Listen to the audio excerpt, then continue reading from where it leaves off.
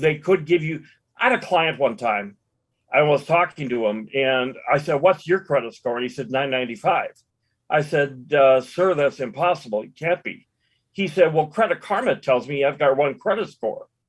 Now I'm rewording this. Right. So what I said, "Well, then how did you come up with that number?" He said, "I took the one number, added it to the other number, and that was my FICO score." Ooh.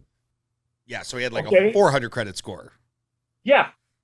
So I know at that point, this isn't going to work for his mortgage. So we need to go do some work. The problem is with Credit Karma also is that they don't use FICO scores, period.